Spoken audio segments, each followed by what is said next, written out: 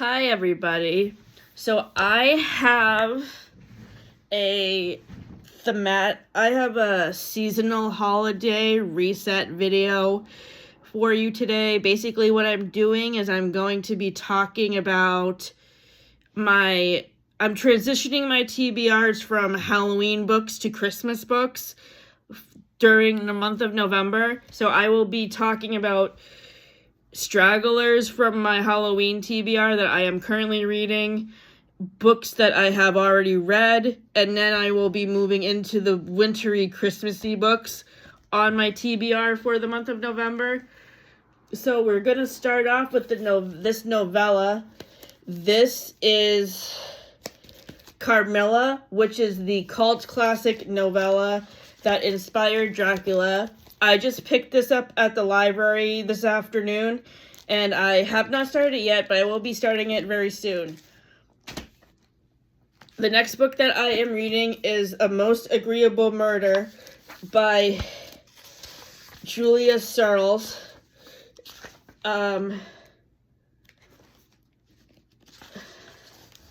This is a mystery book that is set during the time of Pride and Prejudice, so I'm really excited to read this because Pride and Prejudice was a 5-star read on my From Manhattan to Stars Hollow TBR.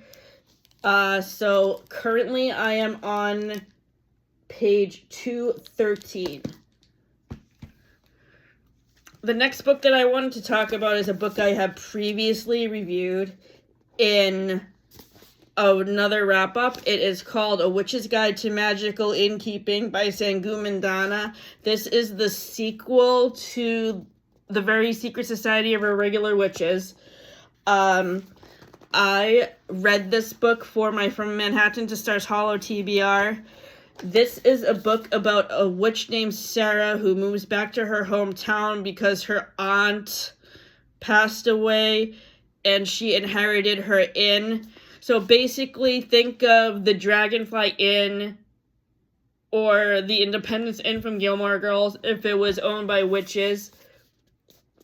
Our main character, Sarah, is the owner of the inn.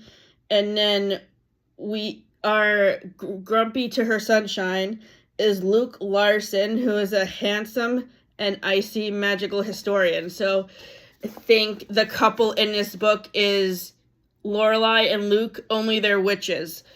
This book was a lot of fun. I gave it 5 stars, and I also voted for it for the Good Reads Choice Awards for Romantasy, and I really hope that it wins. The next book that I'm reading is Stephanie Garber's adult debut, Alchemy of Secrets. This is a dark academia book that focuses on our main character, Holland, who is taking a college class called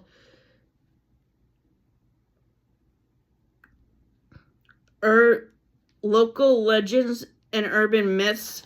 This class sounds like a really interesting class, and if I were this character, I definitely would take a class because it sounds really interesting. It's basically a film class based on urban legends. So, like, I would imagine if this was a real life class, they would probably be watching, like, the Blair Witch Project, or they would maybe be reading The Haunting of Hill House and watching the TV show if this was set in a present day college. I just started this book this afternoon when I got home from the library, and I am on page 67, chapter 9. The next book was a novella that was recommended to me by Gabby at Gabby Reads when she posted her Halloween novella video. It's called But Not Too Bold by Hache Pueyo. This is, I will tell you what this is about. The old keeper of the keys is dead, and the creature who ate her is the volatile lady of the capricious house, Antema, an enormous humanoid spider, and a list with a taste for laudanum and human brides. Dahlia, the old keeper's protege, must take up her duties locking and unlocking the little drawers in which Anathema keeps her memories, and it can unravel the crime that led to her predecessor's execution. Dahlia might be able to survive long enough to grow into her new role. But there's a gaping hole in Dahlia's plan that she refuses to see. Antemina cannot resist a beautiful woman, and she eventually devours every single bride that crosses her path. So this book reminds me of Little Shop of Horrors, but instead of a plant that is eating people, it's a spider. And as you all know, Little Shop of Horrors is my favorite musical, so I'm giving this book the same rating as I gave Eat the Ones You Love, which I read in April, which was 4.5 stars. The next book that I read last month is called, well, I actually started this book on October 31st and finished it on November 6th. The 7.5 Deaths of Evelyn Hardcastle by Stuart Taunton. This is a new mystery writer that I picked up a book from on the mystery shelf at the fiction section of the library. So this book is The Invisible Life of Addie LaRue, but it's a much more engaging storyline because it's not focused on a girl who is forgotten by everybody she knows. I really love the development of this mystery, and I don't want to talk about it too much because I don't want to spoil this book. I will, however, see if I can answer a discussion question or two. Let's see.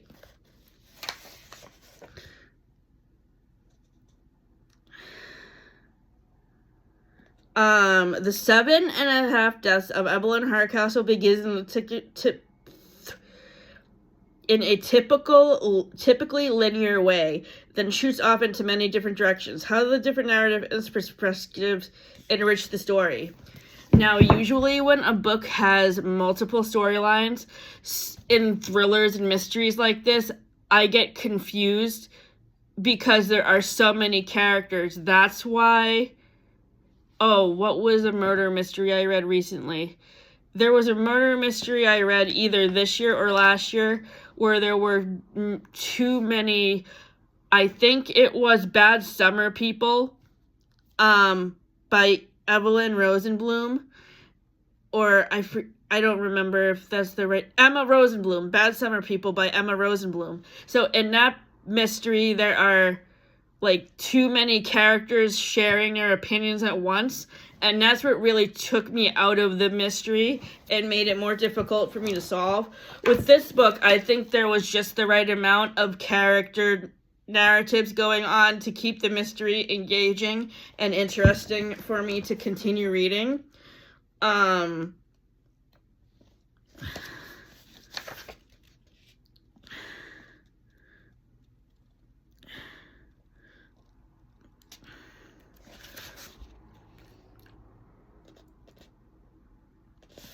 So this book got 4.5 stars. The next book that I read last month for Halloween is Soul Searching by Lila Sage. This is a paranormal romance written by the same author as the Rebel Blue Ranch Cowboy Romance series. I have not read the Rebel Blue Romance series, but based on what I've heard about it so far from people I have seen review it on Book Talk and Bookstagram, it's pretty good. I rated Chestnut Springs by Elsie Silver 4.5 stars as a series, so I hope I will like it just as much. This book focuses on two characters, Collins and Brady. Collins Cartwright does not want to go home. Sweetwater Peak, Wyoming was supposed to be in her rearview mirror, but when she finds out a developer is trying to buy her parents' antique shop from under them, she doesn't have a choice. At least that's what she tells her family.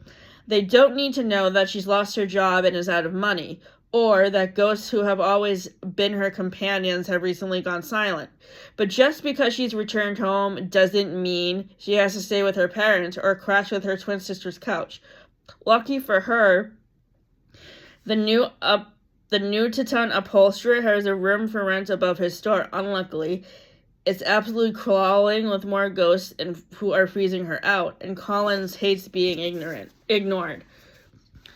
Brady Cooper is absolutely and totally fine. Seriously. There's no secret reason why he decided to uproot his life and suddenly move to Sweetwater Peak. He just needed a change of pace. At least that's what he tells himself and everyone else. When he agrees to let the elusive Collins Cartwright stay in his spare room, he doesn't know that she's absolutely bonkers and constantly talking to herself and having conversations with no one. He doesn't know she looks like that. But as they begin to get closer, the lines between them start to blur, leaving both of them and the ghosts who have been pushing them together wondering whether their temporary arrangement could be something more permanent. I really enjoyed this book and can't wait to see what happens next in this series. I really love the dynamic between Collins and Brady. I gave this book 4.5 stars. The next book that I picked up from the library today is Spells for Lost Things by Jenna Evans Welch. This is by the same person who wrote the series that starts with Love and Gelato. I gave Love and Gelato 3.5 stars, and I will tell you what this book is about. Willow has never felt like she belonged anywhere and is convinced that the only way to find her true home is to travel the world, something she plans to do as soon as possible. But her plans are pushed aside when her aloof and absent mother drags her to the hometown of Salem, Massachusetts to help wrap up the affairs of an aunt who just died. And Aunt Willow didn't even know that she had. Mason has also felt like he's never belonged anywhere. But that just might be because he's been in and out of foster homes his entire life. Stuck in Salem for a short time, Mason finally intends to escape from his new foster family and get back to his mom, wherever she may be. But when he meets Willow, he can't help but be pulled in to infectious desire to uncover the history behind her mother's secretive past in Salem, her mysterious aunt, who may or may not be a witch, and a centuries-old curse of her family. As the two explore the notorious coastal town, make their way from a once ancient ivy-covered house to the next and visit too many New Age shops, they venture unexpectedly into a heart-warming romance. The universe seems to have brought these two of them together for something special. If one can summon the courage to discover what that something is. I'm very excited to read this book, and I can't wait to get started with it. The next book I'm reading was recommended to me by Gabby Reeds when she did her vlog recently where she traveled to Sleepy Hollow, New York with Gavin from Gavin Reads It All, and she read this book while she was on her vacation. It's called The Haunting of Payne's Hollow by Kelly Armstrong. This is by a new author to me. I have never read anything else by her. I also think this is a debut. No, it isn't a debut. Never mind. So, yeah, she's actually written a lot of books, and I can't wait to delve into more of what she's written. So I first saw this Disney Sleepy Hollow cartoon last Halloween, and I really liked it. So when I heard Gabby talk about this book on her reading blog for Sleepy Hollow, I really was excited about it, and I loved it. I will tell you what it's about. When Samantha Payne's grandfather dies, she figures she won't even get a mention in the will. After all, she hasn't seen him in 14 years, not since her father took his own life after being accused of murdering a child at their lakefront cottage.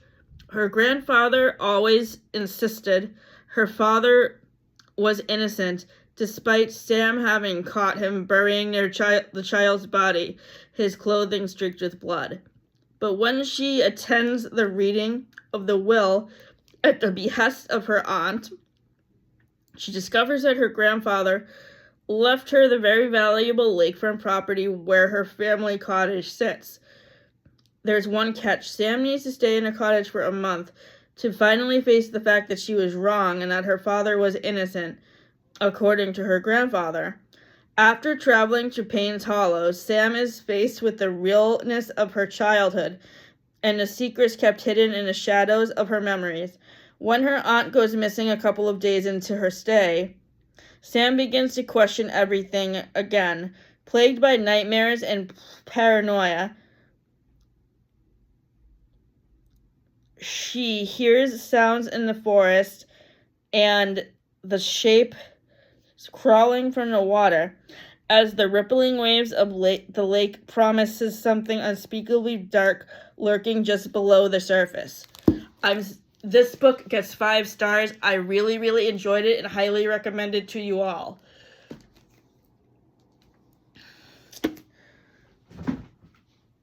The next book that I am reading is a book that I picked. This was a pre-order that I picked up at Bull Moose last Tuesday. It's Marissa Meyer's latest YA release, The House of Fear, which is a haunted house story. So this makes me think of The Haunting of Hill House, but kind of updated. It's definitely very spooky and very worth the read. If you have liked Marissa Meyer's other YA books, the Lunar Chronicles series or the Renegades trilogy, then you will really like this book. I am on chapter 31, page 258. The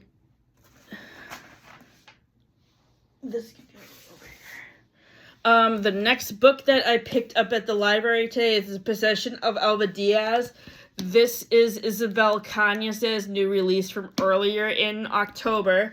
She also wrote The Hacienda, which I gave 2.5 stars to, and The Vampires of El Norte, which I gave 4 stars to, so my ratings for her books are obviously varied. So far, I am not into this book very far yet. I am only on chapter 7, page 61. Okay, we're into Christmassy and winter books now. The next book that I just finished reading is called A Killing Cold by Kate Alice Marshall. I have read 2 other books by Kate Alice Marshall in the past month or so. They are called What Lies in the Woods and Rules for Vanishing. Rules for Vanishing was on my comfort TV shows TBR to go with the show Stranger Things, and I think that show, I have not watched Stranger Things yet. I have heard it's fantastic. Believe me, if you have recommended the show to me, I know that my coworkers from Gateways used to talk about it, and my friend Michael has told me he really liked it. It is on my list, but I am watching so many other TV shows right now that I can't even begin to list them all. Friends is one of them, obviously. Gilmore Girls is another one. And then I'm watching like 7 or 8 other different shows right now on DVD, so I will get to Stranger Things eventually. Like Rules for Vanishing and What Lies in the Woods, this book gets 4.5 stars. I just love her writing, and her books keep me at the edge of my seat and constantly guessing what's going to happen next.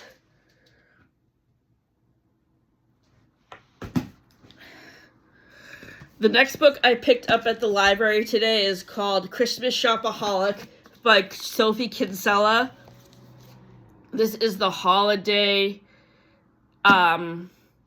installment of the Confessions of a Shopaholic book series. I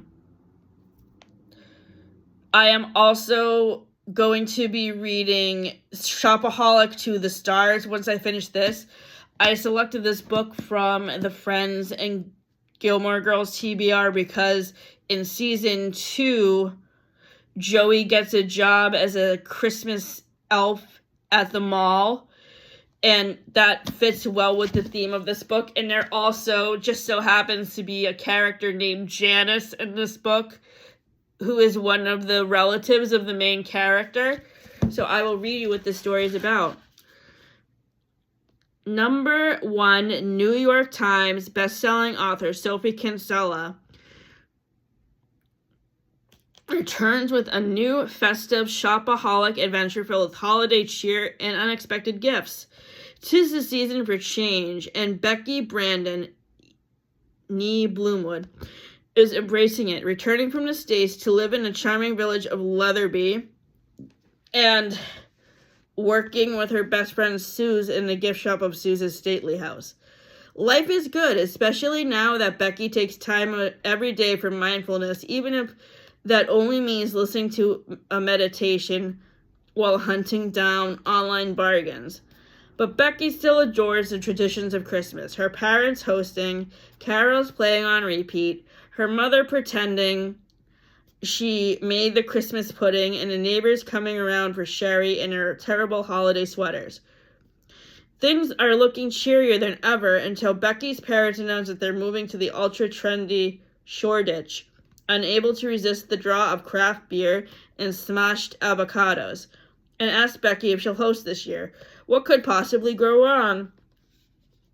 Becky's sister demands a vegan turkey. Her husband insists that he just wants aftershave again.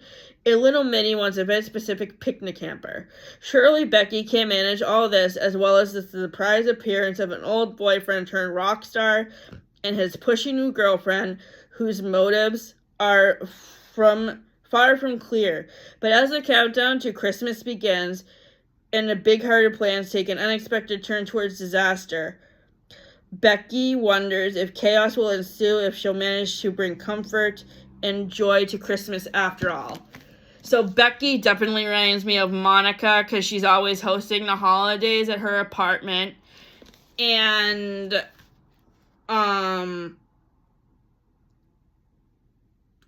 Becky's sister kind of reminds me of Phoebe because she's a vegetarian. Becky's sister is a vegan. That's kind of different, but not really the same. And currently, I am on page 116. I think I stopped reading in the middle of a chapter, which I really hate doing. But I am partway through chapter... Actually, these chapters aren't even numbered. So other books that I have read by Sophie Kinsella are The Undomestic Goddess, 20s Girl, and The Party Crashers. I read The Party Crashers in August to correspond with the Gilmore Girls episode where Rory has the 2 birthday parties, because the party that is thrown in this book is very similar to the fancy party that Richard and Emily throw for Rory at their house.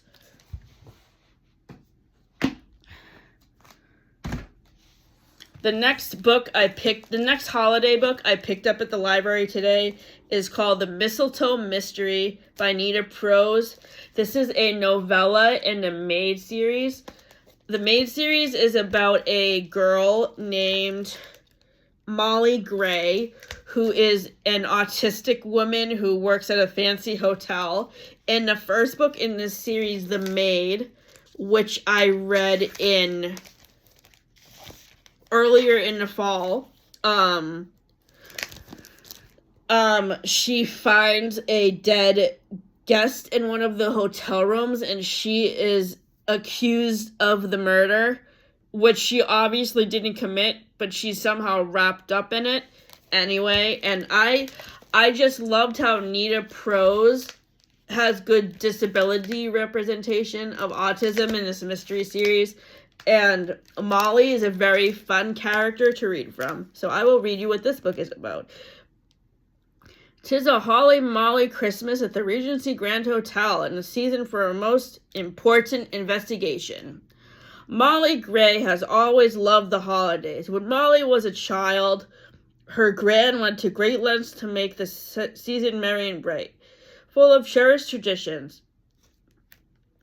The first few Christmases without gran were hard on Molly, but this year her beloved boyfriend and fellow festive spirit, Juan Manuel, is intent on making this season Molly's most joyful yet. But when a Secret Santa gift exchange at the Regency Grand Hotel raises questions about who Molly can and cannot trust, she dives headfirst into solving her most consequential and personal mystery yet. Molly has a bad feeling about things, and when she starts to wonder, has she yet again mistaken a frog for a prince? A heartwarming, magical story about the true spirit of the season.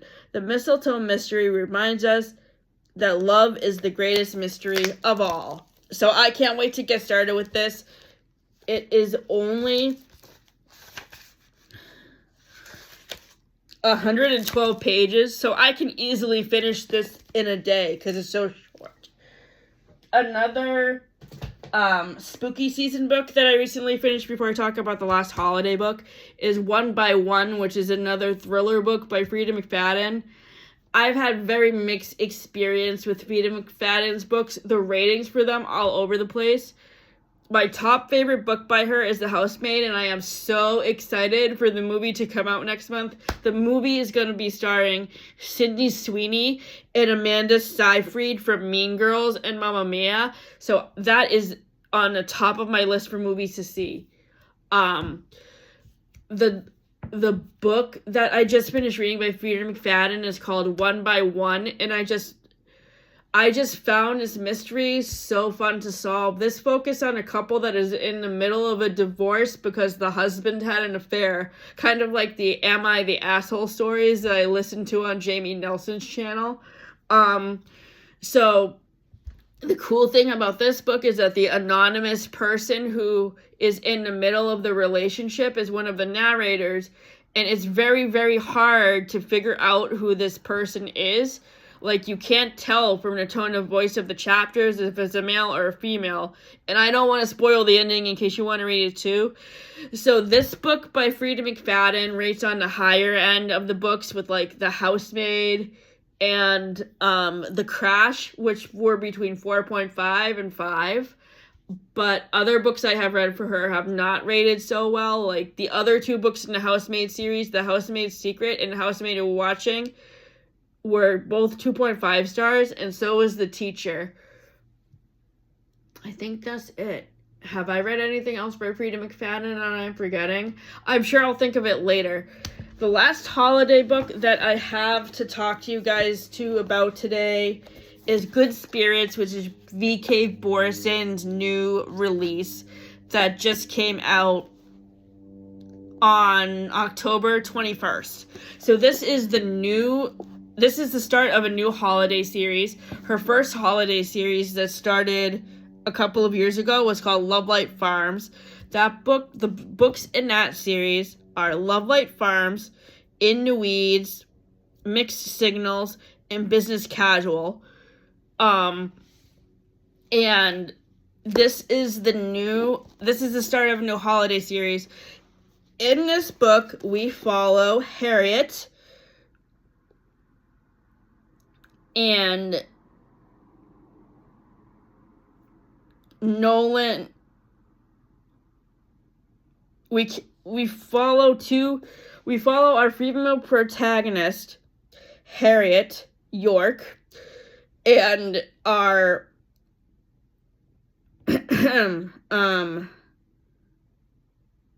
and the main male protagonist, Noah Callahan. So this is basically a retelling of A Christmas Carol with a female Scrooge who falls in love with the ghost of Christmas past, which I think is such a cool premise for a Christmas book. I loved the Love Light Farm series. All of the books in that series were between 4 and 5 star ratings. Her release from February, First Time Caller, was iffy for me. I gave that book between 3 and 3.5 stars. Book 2 in that series, and now Back to You, is coming out on February 20th, and I am cautiously optimistic on that one based on how much I like First Time Caller.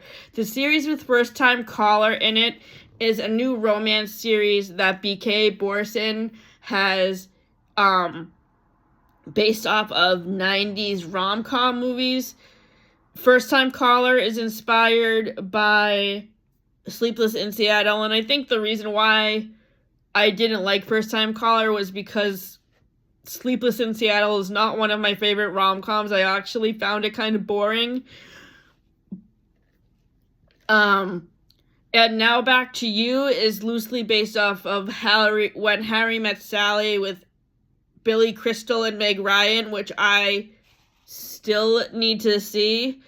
Another book that I read that is inspired by that movie is called You Again by Kate Goldbeck, which I gave 3 stars to. So I'm really hoping that I love And Now Back to You much better than First Time Caller. So back to Good Spirits. Let me tell you what this book is about. He's the ghost of Christmas Past. He's not exactly Scrooge. Ghost of Christmas Past, Nolan Callahan intends to spend the holiday haunting like every other. Get in, get out, and return to his otherwise aimless existence as a ghost awaiting the afterlife. But when he's faced with Harriet York, the sweetest assignment he's ever had, he suddenly finds himself wishing for a future. Harriet York has no idea why she's being haunted. She's a good person, or at least she tries to be, a people pleaser to her core. She always does what's expected of her, but as she and Nolan begin to examine her past, they discover there are threads that bind them together and realize that they might be more to moving on than expected. With the deadline of Christmas Eve fast approaching, will they find the key to their futures in each other's past, or will they stay firmly in the present, indulging in their unexpected spirited connection? So initially, this book was not on my Friends and Gilmore Girls TBR, but to be honest, it really should be, because Harriet's character is very similar to Monica, and as people know, by what I've talked about in the past when I have talked about how I relate to Monica, I am also a person who has people-pleasing tendencies, but I am working towards outgrowing them, which is what a self-help book I just finished recently called The Let Them Theory is going to help me do. So this is basically Harriet definitely reminds me of Monica, and I guess the Ghost of Christmas Past character could remind me of Chandler. Because, I mean, given the fact that Matthew Perry has passed away, I guess that could relate to that situation, because maybe if there,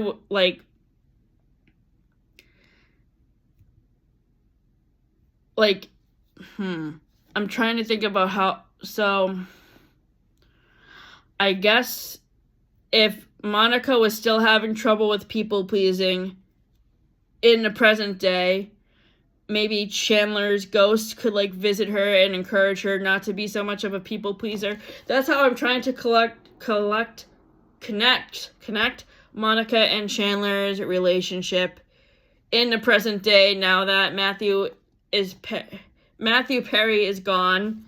Maybe I'm trying too hard. I don't know. But anyway, I love B.K. Borison's writing style. It's fantastic. I loved the build-up between Harriet and Nolan's relationship. And I don't want to spoil how this ends, because you should definitely go to your library to pick it up. I gave it 5 stars. So, I will be reviewing more Christmas books very soon, because I requested a whole bunch of them at the library, and I'm sure I'll be reviewing them in the next couple of weeks. My next progress on my holiday TBR will be reported on in the entertainment review video that Matt and I will be posting on December 7th. And then for the rest of December, I think I will only be posting one more reading progress video on December 16th. And then after that, I will be doing my holiday and 10 Before the End wrap-up video on December 28th. Oh, by the way, so I will mention the progress on my 10 before the end TBR, because a couple of books on that list are in this video. So the anticipated rating for Alchemy of Secrets is going to be 4.5 stars. Good Spirits was 5 stars. Merry Christmas, You Filthy Animal was 3.5 stars.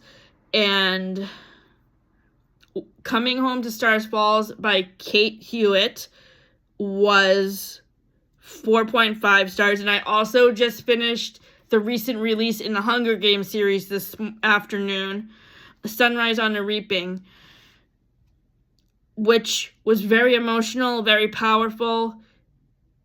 I'm sure you all have heard reviews of it. It's Haymitch's story. It deals with the series issue of alcoholism. It focuses on Haymitch's games, which takes place before. This is a prequel to the Hunger Games series. So Haymitch was in the Hunger Games 20 years prior to Katniss and Peeta. So Sunrise on the Reaping gets 4 stars. So if you have read any of these other books, please leave comments on them so we can have a discussion. And let me know what books that you like to read during the holidays, during Hanukkah, Christmas, or New Year's. I know other books that are on my TBR for the holidays include Gene Meltzer's new release, The 8 Heartbreaks of Hanukkah, the Christmas novella from Frida McFadden, The Gift. I'm going to be rereading The Hunting Party by Lucy Foley and Shiver by Ellie Reynolds at the end of December, because those are New Year's Eve thrillers. Other books that I'm going to be reading at Christmas time are 'Tis the Season for Revenge by Morgan Elizabeth. I'm going to be rereading The Mistletoe Motive by Chloe Leese. I'm going to be reading, let's see. Oh, wait, I have my list right here. Sorry. I need to just reach over here to unplug the iPad.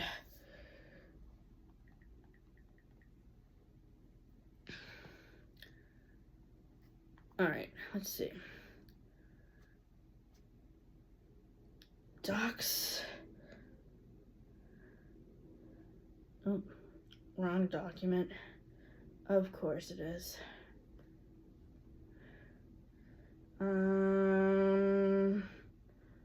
Where is it? Fall TBR. Holiday TBR. Okay, here we go.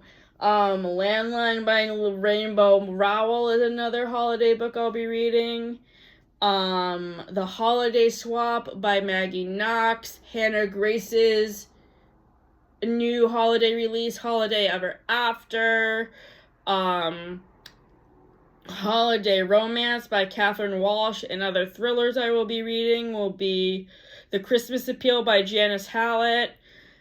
Dead of Winter by Darcy Coates, Near the Bone by Christina Henry. So, yeah, please share with me what books you usually like to read at Christmas time, or your favorite Christmas memories, and what you are thankful for this Thanksgiving. Have a great Thanksgiving, everybody. I will be back next Monday at 8 p.m. with 10 a.m. with another reading progress video, and then the next reading progress will be reported on in the entertainment review video that Matt and I do on December 7th. Have a great weekend and have a great week and a happy Thanksgiving. Oh, and by the way, be sure to wish Matt a happy birthday on Thursday.